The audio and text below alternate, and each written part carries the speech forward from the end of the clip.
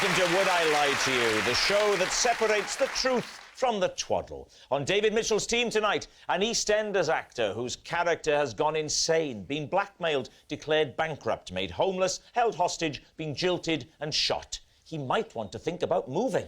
It's Adam Woodyatt. And a BAFTA award winner who started out in EastEnders but left to pursue a career in acting. It's Jason Watkins. And on Lee Mack's team tonight, a space scientist and astronomer who once presented a documentary called Do We Really Need the Moon? Of course we do. Where else would we get all our cheese from? It's Dr. Maggie Aderin-Pocock. And a comedian who, when he was 5, wanted to be a clown. Well, I can tell you those are pretty big shoes to fill. It's Phil Wang. So we begin with round one, Home Truths, where our panellists each read out a statement from the card in front of them. To make things harder, they've never seen the card before, they've no idea what they'll be faced with. It's up to the opposing team to sort the fact from the fiction. Jason is first up tonight. Once a week, I go for a walk on my hands. Please, team.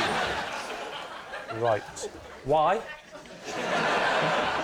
Because I've always been able to do it. How far can you go? I don't know. Well, I once went about...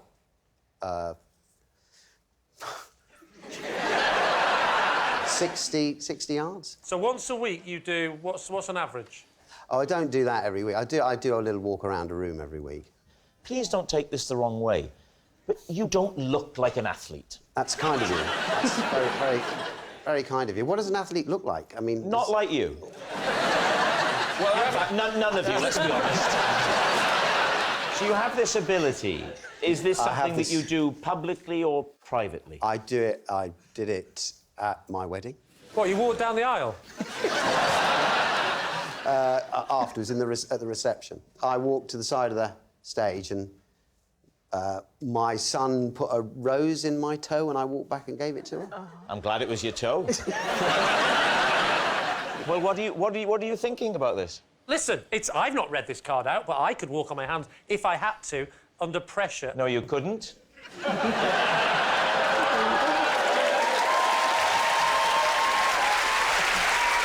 there a paramedic? Here we go. You won't be able to do this. If you have not done this before... I genuinely have never tried to walk on my hands. There's no way you can do this first go. No. Wait. So, not good enough. I haven't... Shut up. No. Fair dues, it's not as easy as it looks.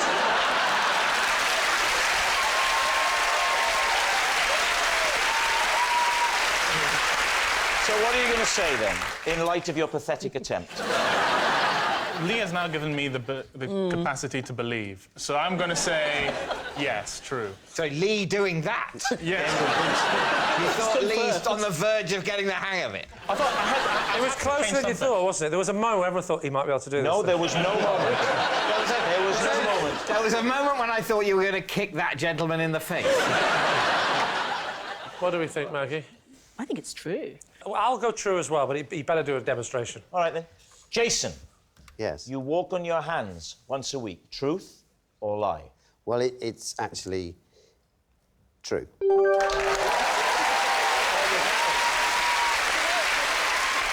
now, of course, we have the delightful prospect.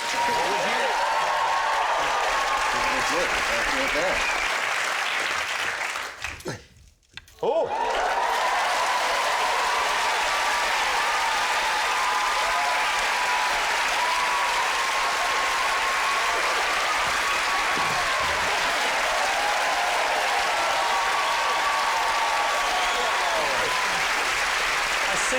I see you copying my technique there. Yeah. Maggie, you're next. Possession. Ah, there's a box under the desk. Would you, first of all, read out the card that's inside the box, and then when you've done that, place the object on the desk. This is a piece of rock taken from the surface of the moon and given to me by Buzz Aldrin. I'm currently using it to wedge my kitchen door open. All right. David's team. I mean, obviously, this is an odd use of the word currently. I mean, Can I just ask, how heavy is that piece of rock? Would you like to feel it? Oh, look, if it's... Hang on. Buzz Aldrin's got it from the moon. Love to, yeah. Does that strike you as moon rock? has it got a little shine to it? It does. Maybe it's... Yeah. Can I just say, you three are looking at that like you know what proper moon rock would look like. In fact, I'm thinking you don't know anyway, do you? I've seen moon rock. Have you? Yeah, admittedly from a very, very great distance.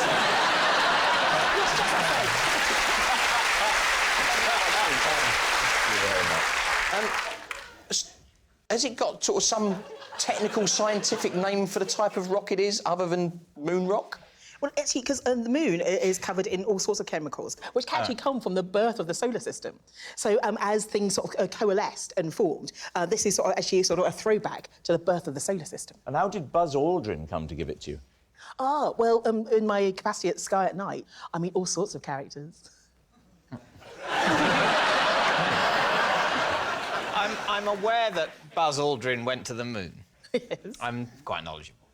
How much of that stuff did he bring back with him? That he's got a chunk like that still to give out, you know, decades later? Does he turn up to every engagement with a rucksack? Here you go, here you go. I mean, I think I'd be giving out little pebbles at most. Really famously don't have pebbles on the moon. No, but you can break it up, can't you? I mean, you must be able to break it, but otherwise the only bit of moon rock you could bring back would be the whole moon. I'm not sure you can fashion it into the shape of a pebble. When was this? Ooh, so probably about 6 or 7 years ago. You met him to interview him about, you know... Going to the moon, maybe. About going to the moon, and he said... And what was at the end of the interview? He said, been nice meeting you, here's a bit of the moon, or... Well, actually, I've always been fascinated by the moon. And so we had this conversation and we were talking about the moon and the effects it has on people. And he said, well, yeah, here's a bit of the moon, you know, for you to keep of your very own. And so he gave me some. You know, just before he gave it to you, he didn't pop outside, did he, for a minute? Around the garden. You didn't see him foraging around the bins by any chance, did you? OK, so what do you think, Adam? Is it adding up for you? No, it's going to be in museums and... I once went to the Vatican City, and the lump of moon rock that NASA gave to the Vatican State is on display there, and it's about that big. And I doubt that Buzz Aldrin would have given you moon rock, you know, no about connection. 100 times the size of the rock that the United States of America gave to a sovereign state. You know a lot about the moon and a lot about moon rock, but I don't think that that is a piece of moon rock. That it is, that's my hunch. So Jason says lie, Adam says lie.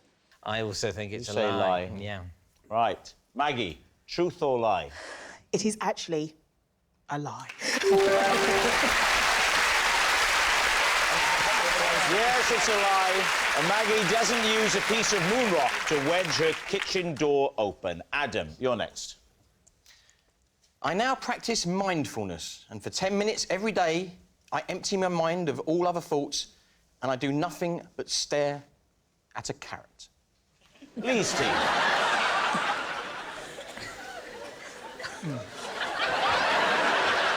Everything up until the last word.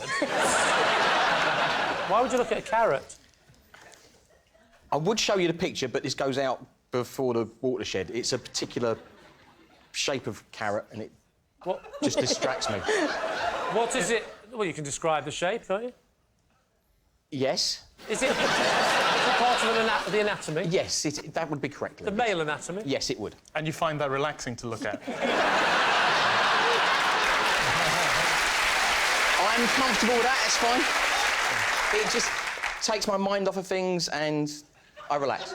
Can I say, a carrot doesn't last forever. Once the carrot rots, you use a different carrot. No, it's pickled. It's in a jar. Yeah. Where did you get it from? Did Buzz Aldrin give it to you? A couple of years ago, my wife she got a greenhouse and she started growing veg.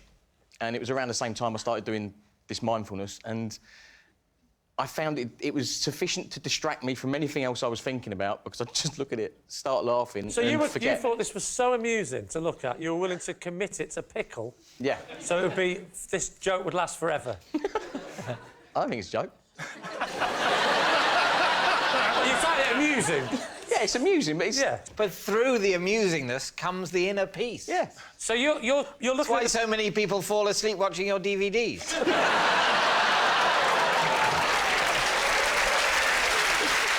What do you think, Phil? Is this adding up for you? I practice mindfulness myself, and so I know we actually use parsnips, not carrots. So it smells a bit off to me. Maggie? Also, I think you need to get into a sort of a mind state. And I think laughing at a pickled carrot just isn't going to do it. So what are we going to say? Truth or lie? It's got to be a lie, It's hasn't got to be a lie. Surely it's a lie. Adam, truth or lie? It is, in fact, a lie.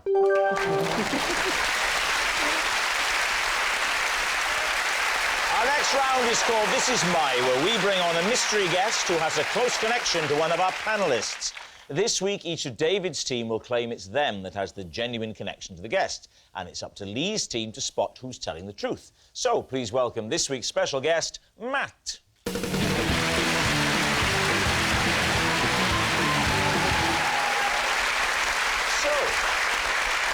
Adam, what is Matt to you? This is Matt. He was my window cleaner, but I had to let him go when I found out he was afraid of ladders. Jason, how do you know Matt? This is my estate agent, Matt, and we once were meant to look at a property, but instead we watched a dog give birth. Finally, David, what is your relationship with Matt? This is my car dealer, Matt, and I once made him change the colour of our car twice because I was offended by its hue. So there we have it. Lee's team, where to begin? Jason, Yes? you were looking round a house at the time, were you, to possibly buy? I was about to, yeah. We were going to look at a property, and as we approached that, someone came out of a neighbouring property and said, you know, my dog's in distress, can you come and help? So we did. What assistance did you think you could give? Well, we did a bit of looking on the phones and working out what we should do. You were Googling it. Yeah, I mean... That is always a worrying sign for a midwife. Did you?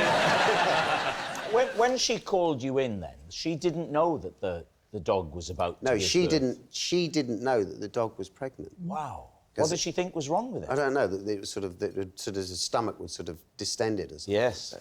Yeah. Was she the brightest of people? Did you then go on and buy that property?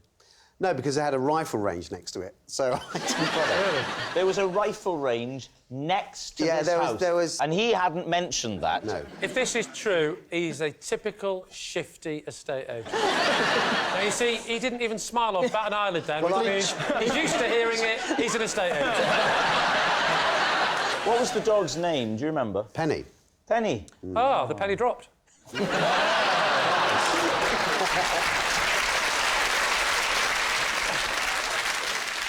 But what about Adam? Adam, he was your window cleaner, but you had to get rid of him because he admitted to being... Scared of ladders. So, how long had he been your window cleaner for? About 2 years. And why hadn't it caused problems up until that point? He was working with a partner, was another window cleaner. Oh, he used to do ground floor and the other fellow used to do the top floor? Yeah. So Oh, come on, really? we genuinely didn't realise until all of a sudden his partner, who was called Matt... Oh, he was called Matt as He well? was called Matt as well, so Matt and Matt. The other one was called Matt and he was called Matt? The other one was called Matt. Matt. No, they were both called Matt, so that we could distinguish between Matt and Matt. we called one Matt and the other one Matt. But that... but for the first half of the second name, they're both looking. Matt. Oh. Matt. Oh, it's on me. No, you have to say Well, you it's just better Matt. call him Matt and not Matt, because then you got a different word at the beginning. Matt and not Matt would have been a much better system. Or maybe Matthew? Yes. Still a problem with the MA, though. Okay. Matthew. Oh, not me. Is it such a huge waste of time, though, that millisecond of confusion? I mean, do you think everyone's name should start with a different letter? I would There should be prefer like that. billions of letters, so that you don't have that millisecond of, oh, my name begins with D. Oh, no, it's not David, it's Daniel. I've wasted a part of my life. I would prefer that. So you'd never noticed that he was always on the ground floor? No, because I was at work. And what would you do? How did you discover that Matt was afraid of ladders? The specific moment. Because the upstairs You wasn't examined him internally? Oh, hang on. That's a very strange way of doing it. I sense fear in you. I don't think you'll be cleaning my windows for much longer. No wonder he's frightened to go up a ladder. I bet the coming down bit was more scary. I'm here! I'm waiting! I have to say, it's a miracle you could find anyone to come near your windows. And did you say, look, we're going to have to get rid of you, or did he then say, look, I can't do this anymore?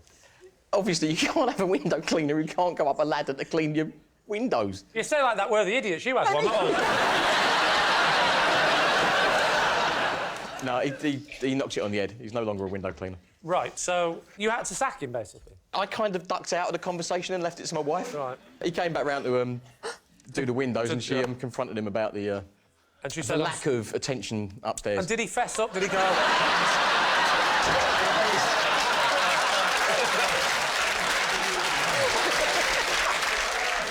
All right, so what about David? Oh, yes, you didn't like... Yes, you didn't colour. like your... Read it again, sorry. This is my car dealer, Matt. I made him change the colour of our car twice because I was offended by its hue. So, 3 times in total. So Yes, what was the first... It's been Yes. 3 colours. Yeah, what was the first colour? What did you buy it as? What colour? Grey. What was the model? It's a BMW, and it's... can't quite remember the... I think it's... It never ceases to amaze me how cruel it was that you were overlooked for the Top Gear job. well, they wanted me to learn to drive. I've never driven this car. I've only sat in it. Are you telling us or the police? Because that sounded like an alibi to me. Neither have I ever put a dead body in the boot. Yeah. So then, when you bought the grey car, did you want it in grey at that time, or was there always an immediate, we want it, but we want it resprayed? It was an immediate, we want it, and we want it a different colour. Right. And then we were advised not to get it resprayed, but to get it wrapped. What does that mean? It's a thing you can do to a car to change its colour, other than respraying it. I think it's called a vinyl wrap. Are you getting mixed up with some sort of album from the 1980s? That's for you to judge. What was your vinyl wrap colour? Well, we wanted it dark green, like British racing green. Yeah. Can I ask a question? This type of BMW you bought, does it not come in racing green? Well, I don't know, but this was it was hard enough to find that we didn't want to... They are quite rare, aren't they, BMWs? It's very, very rare. David, you don't drive. How did you get to the dealership? We actually did all of the buying and everything via email and the phone. But I will say, my wife can drive. Which was very much why we were looking to buy a car. I think, if neither of us could drive, it's basically just a very, very expensive shed. OK, you said racing green, then the car arrives, or you go to get it, and what colour is it? More of a felt tip, more of a Kermit green. So which colour did you go for next? Blue, dark blue. And how's that panned out for you? It's nice.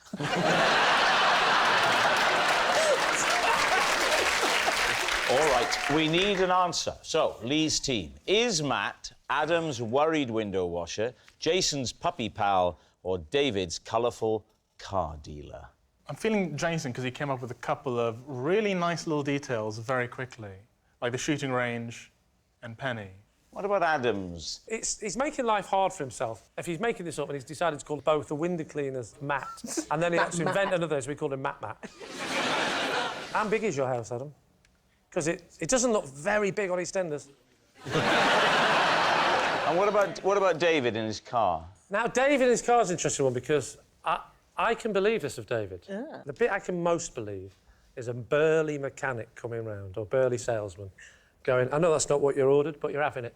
And David going, OK, thank you. What? That's the bit I most believe. So what do we think? I'd go for Jason. You think it's Jason? What are you thinking, Phil? I'm thinking Jason. Oh, you're thinking Jason I'm as well. thinking We'll go with my team then and say Jason. OK. Yes. Matt, would you please reveal your true identity? I'm Matt, and David made me change the colour of his car twice. Thank you very much, Matt. Which brings us to our final round, quickfire lies, and we start with... It's Lee. On the first day of my holiday, I lost my glasses, so I was forced to read an entire book through a set of binoculars I found in the villa. David's team. I've been here all day and I haven't seen you wear glasses. Well, that's because I wear contact lenses. Why didn't you wear contact lenses? Because I didn't take them on that particular holiday. What was the book? The book. Wow. The Kipper. Bye. Brian Fish. A book called The Kipper by Brian Fish. I haven't read it or heard of it. What's the genre of this book? It's a thriller. Right. The Kipper was the code name for a spy. Where were you on holiday? I was actually in Malaysia. What part of Malaysia? Coconut Island. What? What make with binoculars? I think you'll find I didn't have my glasses. How do I know that? I mean, don't get me wrong. I tried to look through my binoculars to find out, and I even looked into the mirror, but it just wasn't working out, the whole thing. I was like... Yes, because the book had to be a long way away from me. Sorry, it had to be a long way away from But you. otherwise, beach. it's so close to you. When you get to the thrilling bit, it's too scary. So I have to... How did you set it up? The book was at the other end of we had a little pool in the villa, and it's on the other end of the pool, and I would sit there like that. And then... How would you turn the pages? I'd put it down there, and then I'd get up and I'd walk, turn the page, crease it, and back round again.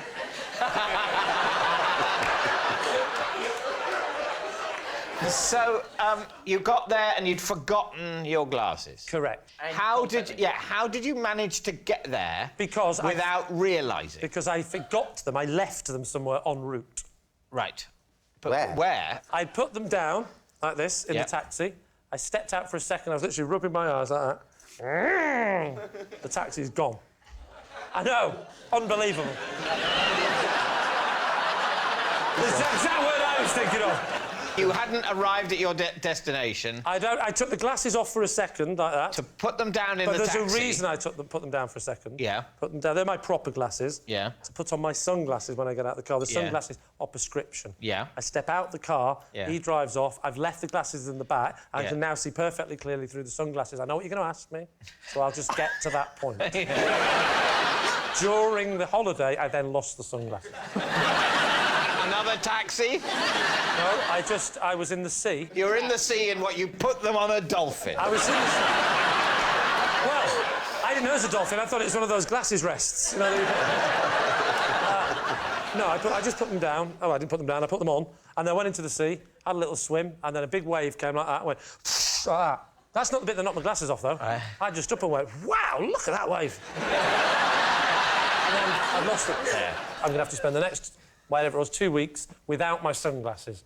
So I just stayed... Reading a book from one end of a pool to another. This is it. With your... How big a book? It was awful. Everything was like that. Even the foreplay. I said, go over there so I can have a good look. That's very pleasant, thank you. And then I'd walk over. And she'd say, do I look sexy in this? I'd go, hang on.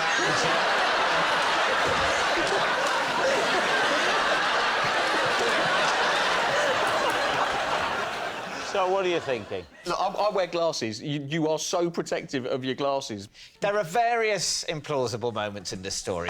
I would say the losing of sunglasses in the sea is not the most implausible. I would say it is the image of Lee sitting at one end of a swimming pool with his binoculars and a book propped up at the other end of the swimming pool. A swimming pool he has to walk round in order to turn the page. So, you're saying it's a lie? Well, I would say it was a lie. I think we're unanimous on that. All right. So, Lee, truth or lie? It is, in fact... Where's the button? Tell me when I'm close. Lie!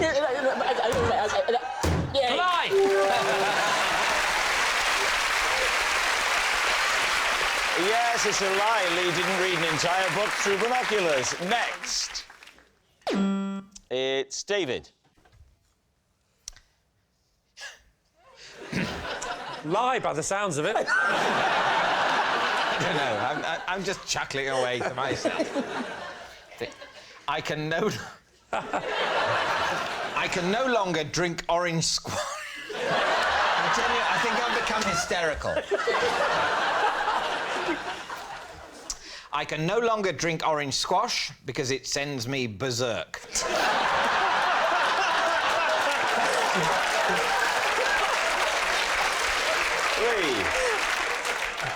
And when did you discover this? Oh, I discovered it last summer. And what kind of berserk are we talking? Really sort of very giggly and odd and rude. Imagine I'm in a garden with you and you've just had quite a bit of orange squash, yeah. and I say, hey, how are you doing? I'm all right, what about you? Yeah, I'm fine. I sort of realised, oh, hang on, that was misjudged. I was trying to be friendly, but I seemed really harsh. I haven't seen you for a while. Is your wife here? I don't know. Why don't you look for her? She's probably out there rewrapping the car again! What was this event? It was a party at a friend's, in a garden at a friend's house. How did people react when you became berserk? Well, I think most people were kind. But it was my wife essentially said, you've gone a bit weird. And maybe we should go. Have a glass of water. You've had too many, love. Yeah. So what are you going to say? Is he telling the truth? Maggie, you think it's... I think it's a lie. You think it's a lie? Phil? I say it's a lie. Well, then, if my team says it's a lie, then I will overrule and say it's the truth. Think it's the truth? I might overrule for what? I never overrule. Go on, then. But I'm feeling a bit like... Do you know why? I had a small sunny delight before the show. And I'm feeling a bit like... Yeah, whatever. David, they're saying it's the truth. Is it the truth or is it a lie? It is a lie. That noise signals time is up. It's the end of the show, and I can reveal that David's team have won by 4 points to 2. Thanks for watching. Good night.